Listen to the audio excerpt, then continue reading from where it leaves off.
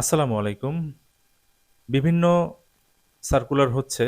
তো সেখানে সবাই এপ্লাই করছেন। এখন এপ্লাই করার পরে অনবরত এপ্লাই করছেন। হুট করেই মেসেজ আসলো যে আপনার ১০ থেকে ১৫ দিন পর পরীক্ষা।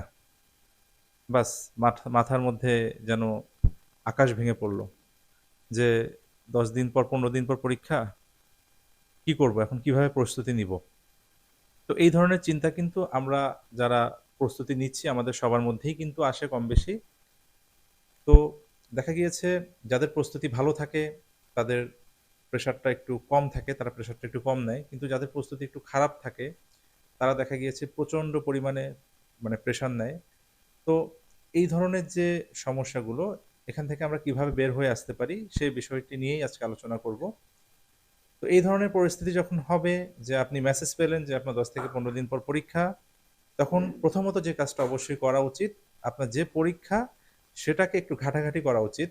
যে সেটা নেটের মাধ্যমে হোক অথবা অন্য যে কোনোভাবে হোক, প্রশ্ন ব্যাংক দেখে হোক, যে এই অধিদপ্তরে অথবা এই মন্ত্রণালয়ে অথবা এই আ দপ্তরে এই পরীক্ষাগুলো কিভাবে হয়েছে? সেটা কি এমসিকিউ আকারে হয়েছে নাকি লিখিত আকারে হয়েছে? এখন তাহলে আপনি একটা ধারণা পেয়ে যাবেন। যদি এমসিকিউ আকারে হয় তাহলে যেটা আপনি করতে পারেন, অবশ্যই আপনি যেটা করবেন যে জব সলিউশন আছে। জব সলিউশনটা আপনি ২ থেকে ৩ দিন হাতে সময় নিয়ে খুব ভালোভাবে আপনি পড়ে নিবেন ব্যাখ্যা সহকারে। তাছাড়াও বিসিএস প্রশ্ন ব্যাংক আছে, সেটাও আপনি কি করবেন ব্যাখ্যা সহকারে আপনি ভালোভাবে পড়ে নিবেন। অবশ্যই জব সলিউশন করার ক্ষেত্রে অর্থাৎ যখন আপনি প্রশ্ন ব্যাংক শেষ করবেন তখন দেখা গিয়েছে সবচেয়ে ইজিয়েস্ট ওয়ে হচ্ছে আপনি যদি ম্যাথটাকে যদি একটু পরে ধরেন, দ্যাট মিনস আপনি পুরো বইটা শেষ করে ফেলেন, যেগুলো জাস্ট মুখস্থ করার বিষয় অথবা দেখার বিষয় সেগুলো দেখে আগে শেষ করে ফেলেন, তারপরে ম্যাথটা ধরেন। তাহলে যেটা হয় কি আপনার সুবিধা হয়।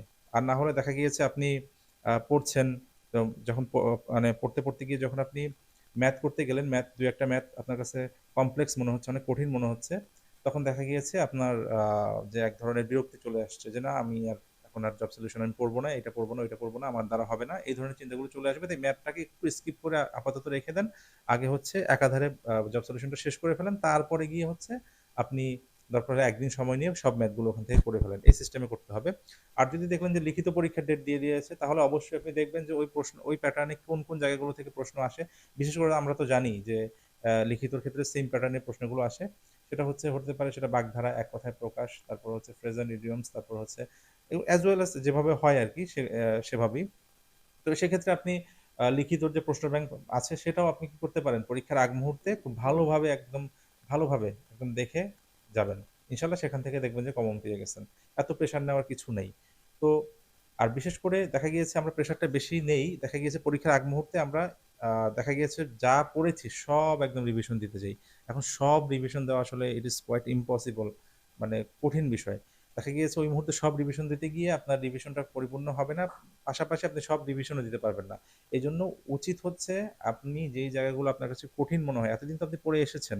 আপনি এই ১ বছর হোক, ৩ মাস হোক, ৪ মাস হোক, যেই পড়াটা পড়ে এসেছেন, বেশ কিছুদিন কিন্তু আপনি রিভিশন দিয়ে এসেছেন। বেশ কয়েকবার আপনি রিভিশন দিয়ে এসেছেন। তো সেগুলো কিন্তু এই পরীক্ষার ৭ দিন অথবা ১০ দিনের মধ্যে কিন্তু এতবার কিন্তু পড়া মানে আপনি কমপ্লিট করতে পারবেন না। কিন্তু আপনি পরীক্ষার হলে প্রশ্ন দেখলে কিন্তু আপনার মনে পড়ে যাবে। তো এই যে এই বিষয়গুলো, এজন্য যেটা করতে হবে, আপনার যেই জায়গাগুলো কঠিন মনে হয় সেই জায়গাগুলো আপনি আগে থেকে মার্ক করে রাখেন। শুধুমাত্র পরীক্ষায় যাওয়ার আগে সেই জায়গাগুলো আপনি দেখে নিবেন। সেটা ম্যাথের ক্ষেত্রে হতে পারে যে, যেই জায়গার যেই ম্যাথগুলোর রুলস গুলো আপনার কাছে কঠিন মনে হয় কিন্তু গুরুত্বপূর্ণ, ওই রুলস গুলো একবার পরীক্ষার আগে দেখে গেলেন। অথবা ইংরেজির ক্ষেত্রে হতে পারে যে আ কিছু চ্যাপ্টারের রুলস থাকে, যেমন হচ্ছে সাবজেক্ট ভার্ব এগ্রিমেন্টের, রাইট ফর্ম অফ ভার্বস এর, তারপরে হচ্ছে আপনার ভয়েস ন্যারেশন এগুলোর। তো সেগুলো আপনি একটু দেখে যেতে পারেন। তো এভাবে যদি আপনি প্রেশার ফ্রি থাকেন তাহলে কিন্তু দেখা গিয়েছে পরীক্ষায় কিন্তু আপনি ভালো একটা মার্কস অবটেইন করতে পারবেন। তো সবচেয়ে গুরুত্বপূর্ণ হচ্ছে এটাই যে পরীক্ষার আগ মুহূর্তে নিজেকে হচ্ছে রিফ্রেশ রাখা, নিজেকে হচ্ছে প্রেশার ফ্রি রাখা। এটা যদি আমরা রাখতে পারি তাহলে দেখা গিয়েছে আমরা পরীক্ষার হলে গিয়ে কিন্তু ভালো একটা রেজাল্ট আমরা নিয়ে আসতে পারি। তো যাই হোক, এই হচ্ছে বিষয়। এভাবে করে যদি প্রস্তুতি নিতে থাকেন, ইনশাআল্লাহ ভালো কিছু একটা হবে। তো সবার জন্য শুভকামনা থাকবে। সবাই ভালো থাকবেন। আল্লাহ হাফেজ।